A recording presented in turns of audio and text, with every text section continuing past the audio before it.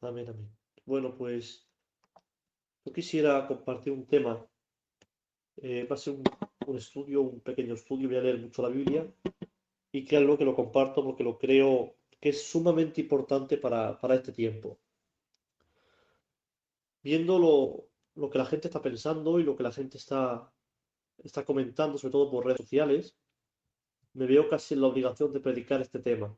Voy a hablar de la naturaleza de la iglesia. ¿Qué es la iglesia? ¿Y cuál es el plan que Dios tiene con la iglesia?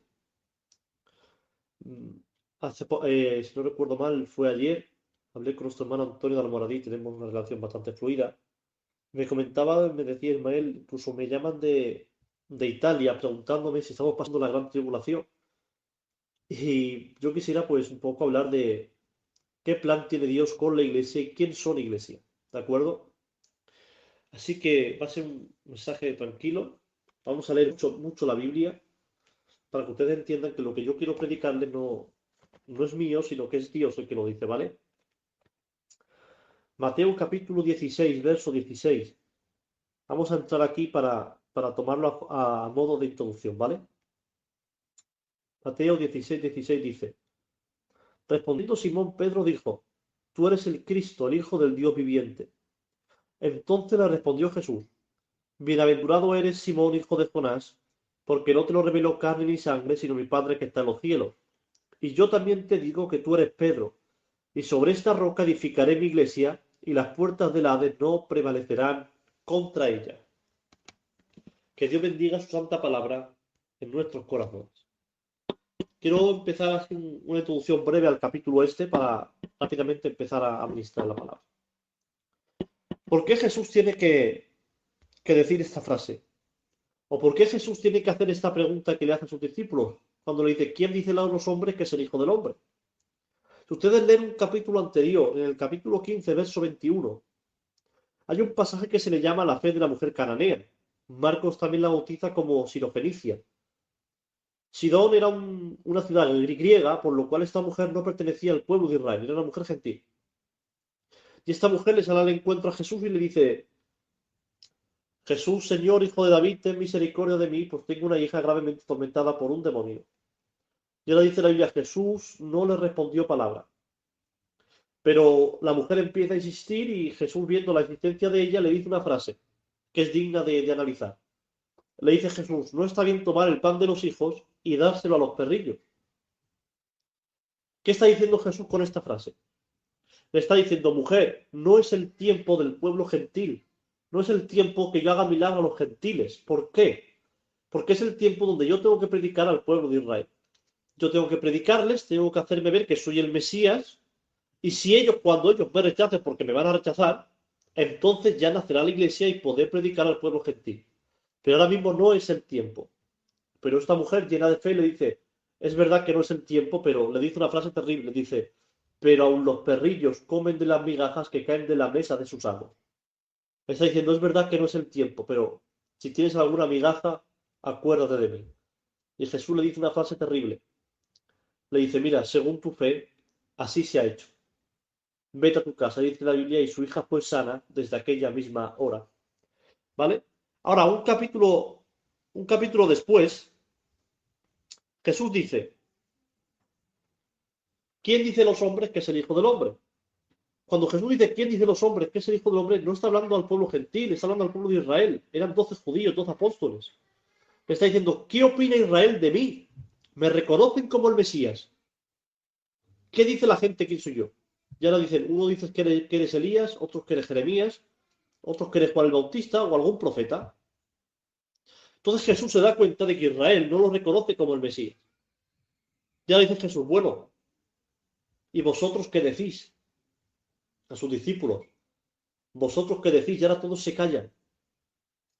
Pero en ese momento habla el apóstol Pedro y dice, tú eres el Cristo, el Hijo del Dios viviente. Y Jesús le dice, bienaventurado eres Simón Pedro, hijo de Jonás, porque esto no te lo reveló ni carne ni sangre, sino mi Padre que está en los cielos. Y ahora dice, y tú eres Pedro, y sobre esta roca voy a edificar mi iglesia. ¿Por qué dice Jesús esa palabra? Está diciendo Jesús, como Israel ya no me reconoce como el Mesías, como Israel dice que soy un profeta más, ahora puedo predicar al pueblo gentil, ahora puede nacer la iglesia. Porque ese era el plan. Yo tengo que ir a mis hijos, cuando ellos me rechacen, nacerá la iglesia, ¿de acuerdo? Ahora bien, cuando estudiamos la doctrina de la iglesia o la eclesiología que se llama, se divide en dos partes. Está el estudio de la iglesia local como congregación, donde se tocan los temas de liderazgo, de propósito, de organización religiosa. Pero luego está el estudio de la iglesia universal como cuerpo de Cristo, que es el que yo quiero tocar hoy. La iglesia universal como cuerpo de Cristo es el conjunto de todos los creyentes nacidos de nuevo. Desde Hechos capítulo 2, el día de Pentecostés, hasta que la iglesia sea arrebatada al final de esta época. Sería provechoso estudiar este tema, ¿vale? Quiero usar una frase que la voy a repetir mucho durante todo el mensaje. La iglesia no es Israel, ni Israel tampoco es la iglesia. ¿Por qué digo esto? Porque se está levantando, veo mucho por las redes sociales, muchos comentarios. Parece ser que se han levantado muchos teólogos en estos días. Gente que parece ser que nunca van al culto, nunca van a la iglesia, pero saben de todo. Veo que están hablando de que Isaías 24, que si Jeremías 25 es el tiempo que estamos viviendo de esta pandemia. Quiero decirles que no. Ni Isaías 24 ni Jeremías 25. Eso es para Israel en el tiempo de la deportación a Babilonia. Eso no se tiene que cumplir ahora. Eso ya se cumplió hace más de 3000 años. ¿De acuerdo? Otra cosa. Israel no es la iglesia del Antiguo Testamento, ni la iglesia es el Israel del Nuevo Testamento, como predican algunos. Las promesas que Dios le da a Israel son para Israel, no para la iglesia. Esto es algo muy importante. Muchos quieren correr al Antiguo Testamento para robarle a Israel sus promesas o sus bendiciones físicas y económicas. Los cristianos no somos judíos, tampoco somos gentiles, luego contaremos en qué es la iglesia, sino que somos nuevas criaturas, somos algo totalmente nuevo que jamás se había visto antes dentro del plan de Dios. La iglesia no es Israel, sino que es algo totalmente nuevo que Dios hizo después de la muerte, de la resurrección y de la ascensión de Cristo al cielo. Si alguien no entiende la eclesiología, es muy difícil entender la Biblia. Por eso hay gente que está mezclando, porque permítanme que les hable con mucha libertad, que están, bueno, vamos a predicar del arrebatamiento, vamos a predicar de la segunda venida o de la gran tribulación, pero si ni siquiera entendemos lo que es la iglesia, ¿cómo vamos a ubicar la iglesia dentro del tiempo profético? Para ubicar la iglesia primero hay que entender qué es la iglesia y qué plan tiene Dios con la iglesia, ¿de acuerdo? Los cristianos tenemos que entender que somos nuevas criaturas, criaturas que no existían antes. La iglesia tenemos que entender que la iglesia es el cuerpo de Cristo y que no existía antes de la cruz. Lo repito otra vez esta frase. La iglesia no es Israel, ni Israel es la iglesia. Los cristianos no somos judíos, ni tampoco somos judíos espirituales. La iglesia no es el Israel de Dios, como predican muchos. Vamos a entrar en el tema. Efesios capítulo 2, verso 11 en adelante dice el apóstol Pablo: por tanto, acordaos de que en otro tiempo vosotros los gentiles, en cuanto a la carne, erais llamados sin circuncisión por la llamada circuncisión hecha con mano en la carne. En aquel tiempo estabais sin Cristo, alejados de la ciudadanía de Israel y ajenos a los pactos de la promesa, sin esperanza y sin Dios en el mundo. Pero ahora en Cristo Jesús, vosotros que en otro tiempo estabais lejos, habéis sido hechos cercanos por la sangre de Cristo. Porque Él es nuestra paz, que de ambos pueblos hizo uno, derribando la pared intermedia de separación, aboliendo en su carne las enemistades, la ley de los mandamientos expresados en ordenanzas, para crear en sí mismo de los dos un solo y nuevo hombre, haciendo la paz. Vamos a escuadriñar esto despacio. Verso 11 y 12 dice Pablo: en otro tiempo. ¿En qué tiempo está hablando Pablo? Antes de la cruz. Antes del sacrificio de Cristo solo había dos grupos de personas. Estaba el judío y estaba el gentil. La palabra gentil significa las demás gentes. Es decir, todo el que no pertenecía al pueblo de Israel se le llamaba gentil. ¿De acuerdo? Ahora, si un gentil quería pertenecer al pueblo de Israel, se hacía lo que se llamaba un prosélito. Se circuncidaba y ese hombre que se había circuncidado pertenecía al pueblo de Israel y podía hacerse benefactor de las promesas de Israel. ¿De acuerdo? Pero tenía que pasar por el pacto de la circuncisión, porque ellos no tenían pacto, los gentiles no tienen pacto con Dios, estaban fuera de la ciudadanía de Dios, como dice el apóstol Pablo aquí. Estaban sin Dios, sin bendición, sin esperanza y sin salvación. Antes de la cruz, como he dicho, si un gentil quería participar de la salvación, tenía que hacerse judío, como es el caso de Ruth, la moabita, que era moabita, pero se casó con un judío, en ese caso entró dentro de la genealogía de Cristo, se hizo una prosélita. Dice Pablo en el verso 13, pero ahora Esta frase es muy importante, pero ahora Dios ha hecho algo nuevo. Con estas primeras palabras nos llama la atención algo muy importante, es decir, pero ahora está diciendo, pero hay un cambio, hay algo diferente que antes no había. ¿Cuál es el cambio? Que ahora los gentiles pueden acercarse a Dios sin convertirse en judíos. Por la sangre de Cristo y en Cristo. Esta frase es muy importante. En Cristo Jesús. Los gentiles han logrado la salvación. No era antes así en el Antiguo Testamento. Pero ahora, por medio del sacrificio de Cristo, un gentil también puede ser salvo. Ahora, Cristo ha hecho algo nuevo. Ha hecho un pueblo nuevo de los dos, de Israel y de los gentiles, dice el apóstol. Ha hecho un hombre nuevo de los dos también. Pero fíjense lo que dice estos dos versículos. En Cristo, es decir, si el apóstol Pablo usa la palabra en Cristo, quiere decir que es después de la cruz. Antes de la cruz no podía ser. ¿Vale? Les voy a leer Efesios capítulo 3, verso 1 en adelante, dice: por esta causa yo, Pablo, prisionero de Cristo Jesús por vosotros los gentiles, si es que habéis oído de la administración de la gracia de Dios que me fue dada para con vosotros. Fíjense el detalle, dice que por revelación me fue declarada el misterio, como antes lo he escrito brevemente, leyendo lo cual podéis entender cuál sea mi conocimiento en el misterio de Cristo. Verso 5 muy importante, dice, misterio que en otras generaciones no se dio a conocer a los hijos de los hombres. A los hijos de los hombres, como ahora revelados sus santos apóstoles y profetas por el Espíritu. Esa frase es muy importante, por el Espíritu, luego entraremos ahí. Que los gentiles son coherederos y miembros del mismo cuerpo y copartícipes de la promesa en Cristo Jesús por medio del Evangelio, del cual yo fui hecho ministro por el don de la gracia de Dios que ha sido dado según la operación de su poder. Versos 5 y 6 dice, el misterio de los gentiles. ¿Cuál era el misterio? Un gentil y un judío, si se convierten a Cristo, forman parte de un mismo cuerpo. Ya no hay una separación entre judíos y gentiles. ¿Por qué? Porque Cristo ha roto esa separación. Ahora un gentil y un judío se aceptan a Cristo, pertenecen al mismo cuerpo, pertenecen a la iglesia del Señor. ¿De acuerdo? ¿Qué tiene que ver con nosotros esto? Porque todo esto es muy importante. Efesios 2:13, fíjense lo que dice. Pero ahora, en Cristo Jesús, vosotros, que en otro tiempo estabais lejos, habéis sido hechos cercanos por la sangre de Cristo. En Cristo Jesús. ¿De acuerdo? En Cristo Jesús. Quiere decir que antes no se podía hacer, porque era un misterio no revelado en el Antiguo Testamento. La iglesia no aparece en el Antiguo Testamento. Sí que aparece como un símbolo de la iglesia cuando en Joel capítulo 2 dice el profeta Joel que derramaría su espíritu sobre toda carne. Ahí sí que entra el pueblo gentil. Ahí entraría la iglesia. Ahí se cumple la profecía en el libro de los Hechos capítulo 2, en el derramamiento en el día de Pentecostés. ¿De acuerdo?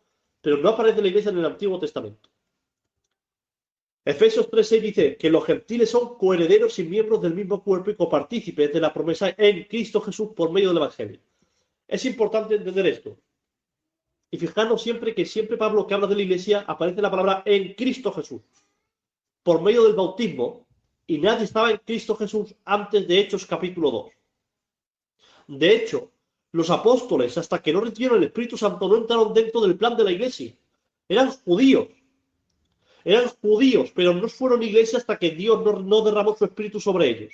Que luego estaremos ahí y verán lo que dice la Biblia. Primera de Corintios 12:13 dice, porque por un solo espíritu fuimos todos bautizados en un cuerpo, sean judíos o griegos, sean esclavos o libres, y a todos se nos dio a beber de un mismo espíritu.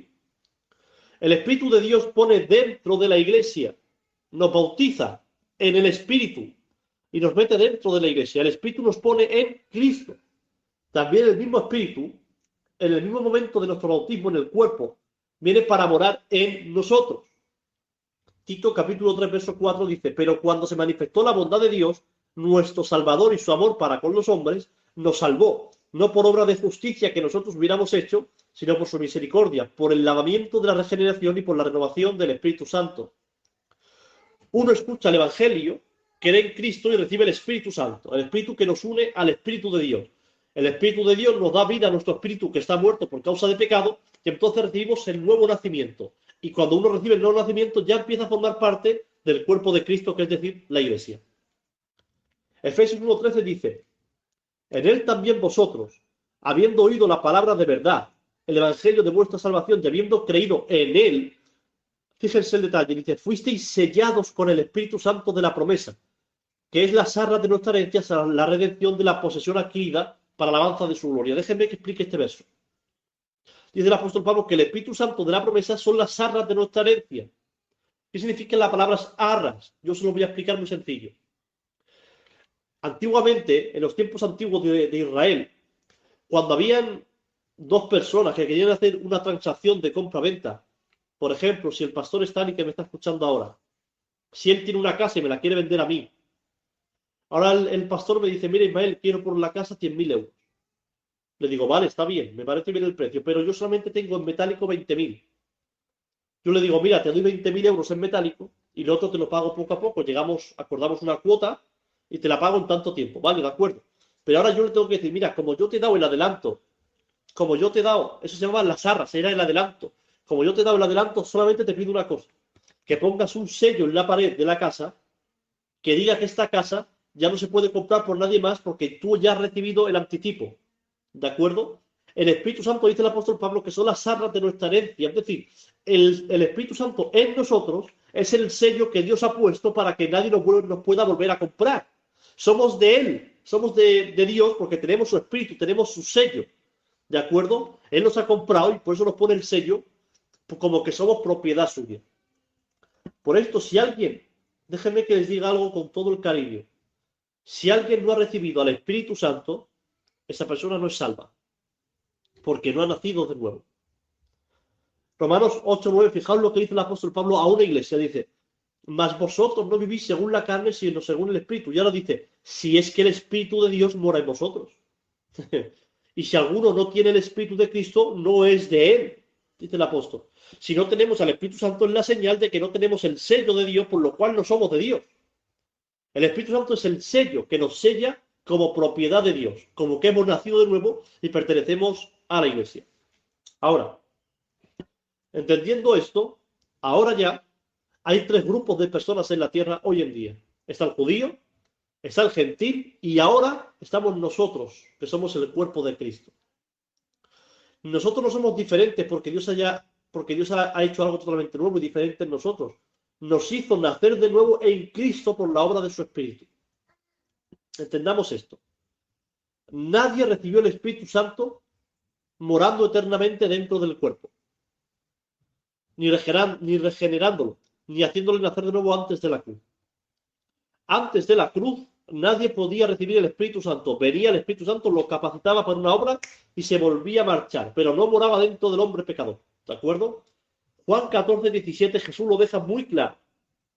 Dice Jesús, el Espíritu de verdad, el cual el mundo no puede recibir. Nota esta frase, el mundo no puede recibir. El mundo no puede recibir el Espíritu Santo. ¿Por qué? Porque aún anda en delitos y pecados. Y hasta que no se cree el Evangelio y se arrepiente una persona, no puede recibir el Espíritu Santo. Dice, el cual el mundo no puede recibir porque no le ve ni le conoce. Pero vosotros le conocéis, atención, lo que le dice Jesús a los apóstoles, dice, porque mora con vosotros. En ese momento que Jesús le habla, dice, porque el Espíritu Santo mora con vosotros. Y ahora dice, y estará en vosotros. Mora con, en el presente dice, mora con vosotros, dice, y estará, futuro, estará en vosotros. Está diciendo Jesús, ahora mismo el Espíritu Santo está con vosotros, pero más tarde, cuando nazca la iglesia, el Espíritu Santo estará en vosotros. Bendecido sea el nombre del Señor. Por lo cual, la iglesia tiene al Espíritu Santo, tiene la persona de Dios. Por eso el apóstol Pablo dice, nadie puede llamar a Dios Padre si no es por el Espíritu. Es decir, mi Espíritu Santo le puede llamar Padre. ¿Por qué? Porque mi Espíritu Santo tiene la genética del Padre. El Espíritu Santo es Dios. Tenemos a Dios dentro de nosotros, por lo cual le podemos llamar Padre. Pero el mundo no puede llamar a Dios Padre. Le puede llamar Dios, Creador. Le puede llamar Supremo o el más grande. Pero no le puede llamar Padre, porque no tiene la genética del Padre. En el Antiguo Testamento el Espíritu Santo moraba con el hombre, pero no estaba dentro del hombre. Ahora fíjense, vamos a entrar en un ejemplo bíblico. En Hechos capítulo 10 y 11, si ustedes luego lo quieren, lo leen más tranquilo, aparece la historia de un hombre llamado Cornelio. Cornelio era un centurión romano, era un gentil, dice, capítulo 10, verso 1 y 2, dice, había en Cesarea un hombre llamado Cornelio, centurión de la compañía llamada la italiana, piadoso y temeroso de Dios con toda su casa, y que hacía muchas limosnas al pueblo y oraba a Dios siempre. Fíjense qué tremendo esto. Esto es tremendo. Un hombre que es piadoso, que teme a Dios, que da limosna y ora a Dios siempre. Sin embargo, Cornelio no era salvo. Ahora entraremos en el pasaje donde se van a dar cuenta ustedes de esto. En el capítulo 11, verso 12, el capítulo siguiente, Pedro explica lo que ha ocurrido en casa de Cornelio, dice Pedro. Y el Espíritu me dijo que fuese con ellos sin dudar. Fueron también conmigo estos 6 hermanos. Y entramos en casa de un varón quien nos contó cómo había visto en su casa un ángel, que se puso en pie y le dijo, envía hombres a Jope y haz venir a Simón, el que tiene por sobrenombre Pedro. Él te hablará las palabras por las cuales serás salvo tú y toda tu casa. Es decir, vemos a un hombre que ora, vemos a un hombre que da limosna, pero dice el apóstol Pedro, no era salvo, tuve que ir a predicarle.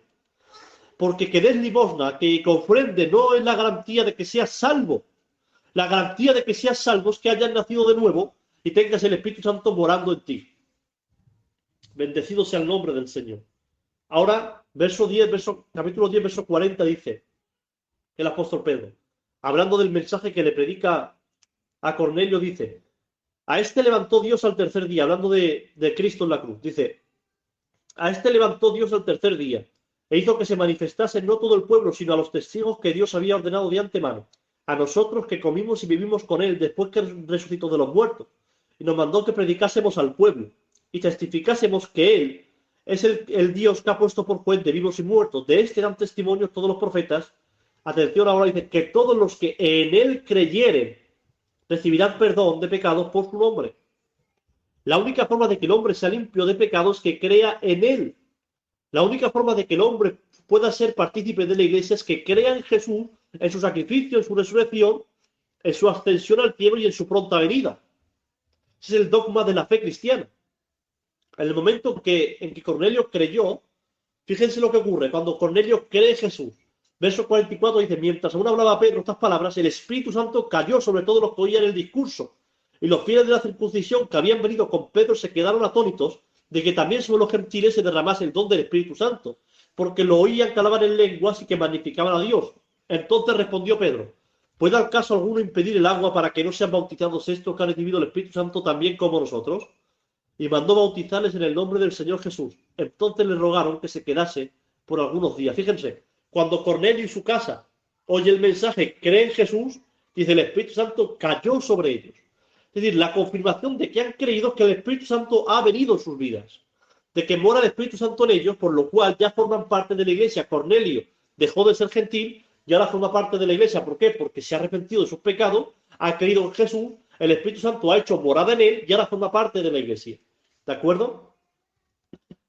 Ahora, fíjense, Hechos 11:16.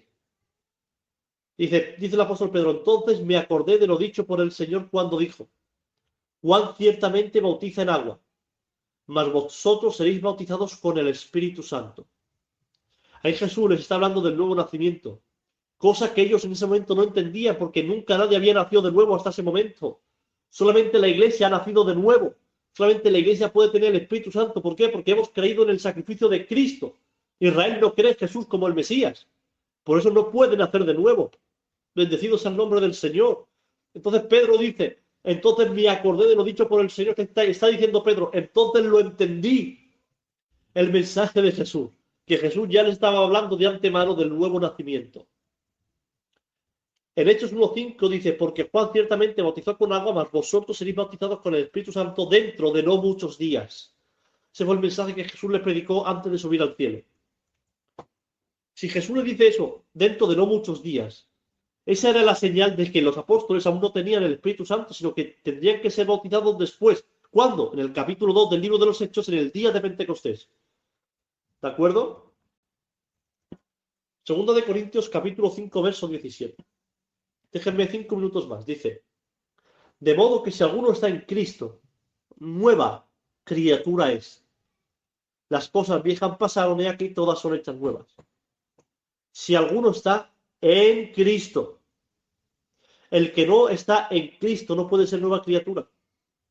Solo Cristo puede hacer nuevas criaturas. Solo el sacrificio de Cristo nos puede hacer nacer de nuevo. ¿De acuerdo? Ya no somos ni judíos ni gentiles, ahora somos hijos de Dios a secas. Gálatas 3:25 dice, pero venida la fe, ya no estamos bajo ayo, pues todos sois hijos de Dios por la fe en Cristo Jesús. porque todos los que habéis sido bautizados en Cristo, de Cristo estáis revestidos. Ya no hay judío ni griego, no hay esclavo ni libre, no hay varón ni mujer, porque todos vosotros sois uno en Cristo Jesús. No hay lugar, no hay ningún hombre en el Antiguo Testamento que se le llame hijo de Dios, ninguno, solamente a uno, a Adán, antes de pecar. Pero en el Antiguo Testamento nunca aparece la palabra hijo de Dios, no lo habían hijos de Dios. Sí que habían hijos de Dios por creación, hijos de Dios por llamamiento, pero no por genética, porque el Espíritu Santo no estaba dentro del hombre. Por eso dice la Biblia, a los suyos vino y los suyos no le recibieron, más a los que le recibieron, a los que creen en su nombre, les dio potestad de ser hechos hijos de Dios. Por lo cual, para ser hijo de Dios, primero hay que creer en su nombre. El cristiano, como he dicho antes, no es judío ni es gentil. El cristiano es una criatura totalmente diferente. Y aquí voy yo al punto clave. Me quedan 5 minutos.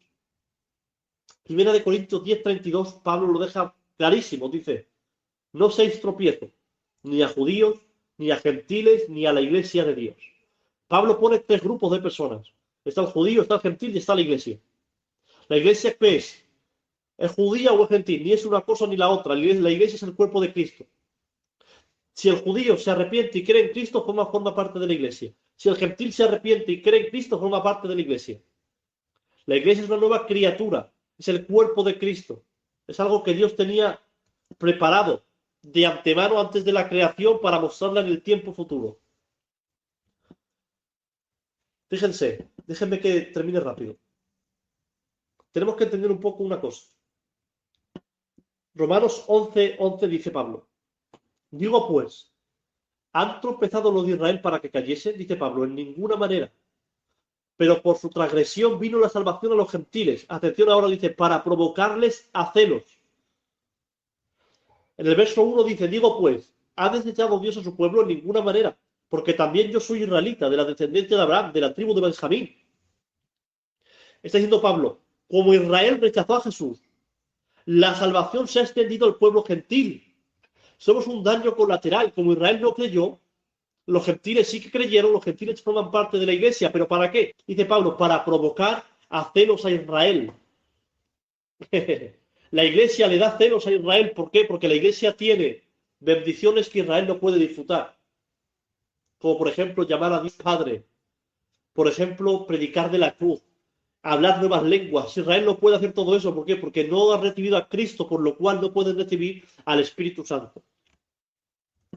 Romanos 11:25 dice, porque no quiero, hermanos, que ignoréis este misterio, para que no seáis arrogantes en cuanto a vosotros mismos, que ha acontecido a Israel endurecimiento en parte, hasta que haya entrado la plenitud de los gentiles, y luego todo Israel será salvo. Como está escrito, vendrá de Sion el libertador que apartará de Jacob la impiedad, y este será mi pacto con ellos cuando yo quite sus pecados. ¿Se dan cuenta? Dice, hermanos, que no quiero que ignoréis este misterio. ¿Cuál es el misterio? Dice, que ha acontecido a Israel endurecimiento en parte, hasta que haya entrado, ¿hasta cuánto? Dice, hasta que haya entrado la plenitud de los gentiles. ¿Se dan cuenta el tiempo donde la iglesia va a estar en la tierra? Hasta que los gentiles entren a la iglesia, es decir, hasta que la gente se arrepienta. Cuando el mundo se arrepienta y se vuelva a Dios, Dios arrebata a la iglesia. Y cuando Dios arrebata a la iglesia, empieza el periodo de la gran tribulación, donde entonces Israel será salva. Pero la iglesia no entra dentro del plan de la escatología. La iglesia no entra en la gran tribulación. La iglesia es arrebatada antes. ¿Por qué? Porque la iglesia es un paréntesis. En Malaquías capítulo 4, Dios cierra el grifo de la revelación para Israel. Dios le da la espalda a él por cuanto no quieren aceptar a Jesús como el Mesías. Y como Israel no quiere aceptar a Jesús como el Mesías, Dios le da la espalda. Y ahora Dios abre una nueva puerta de salvación, que es la iglesia. Pero cuando la iglesia sea quitada, Dios se volverá a dar la vuelta a Israel, para volver a reiniciar el trato que Dios tenía con ellos, para que Israel se vuelva a Dios de nuevo y Israel también pueda ser salva. Ese es el plan de Dios con la iglesia. La iglesia, como ya he dicho, comienza en el capítulo 2 del libro de los Hechos y terminará al final de todo, cuando la iglesia sea quitada de en medio. Quiero decirles algo, ya termino con esto. El que no ha nacido de nuevo, con todo el cariño, no es iglesia. El que no tiene el Espíritu Santo no es iglesia. Porque el Espíritu Santo es la señal de que Él mora en nosotros. Es la señal de que somos el sello de Dios, como dice el apóstol Pablo. El sello de Dios es el Espíritu Santo. Déjenme que les lea un pasaje, 2 versos simplemente, ¿vale? Con todo el cariño que ustedes se merecen, pero quiero predicar la Biblia con realidad. En 1 Juan capítulo 3, verso 8 dice, el que practica el pecado es del diablo, porque el diablo peca desde el principio. Para esto apareció el Hijo de Dios, para deshacer las obras del diablo. Todo aquel que es nacido de Dios no practica el pecado, porque la simiente de Dios permanece en él y no puede pecar porque es nacido de Dios. Con todo el cariño que ustedes se merecen. El que practica el pecado y no se arrepiente no pertenece a la iglesia.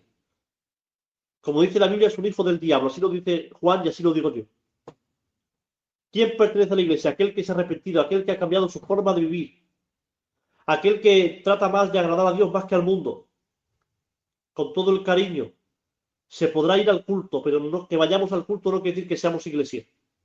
Que vayamos al culto no quiere decir que seamos salvos. ¿Cómo sabemos que una persona es salva? Porque su caminar delata que es un hijo de Dios, porque hace las obras de su Padre, porque no practica el pecado. Esa es la señal de que somos hijos de Dios. Así que no olviden esto.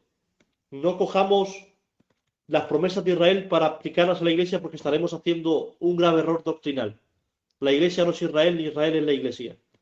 Dios tiene un plan con cada uno de ellos, y el plan de la iglesia es salvar a los gentiles, salvar a los judíos que quieren aceptar a Jesús como el Mesías. Cuando la plenitud de los gentiles sea completa, el Padre arrebatará, o Jesús arrebatará a la iglesia, entonces empezará la gran tribulación, donde Dios tomará de nuevo el trato con Israel. Espero que Dios les haya hablado, que ustedes hayan entendido el mensaje. He tratado de simplificarlo lo máximo que he podido. Si he dicho alguna palabra que les haya molestado, les ruego que me perdonen.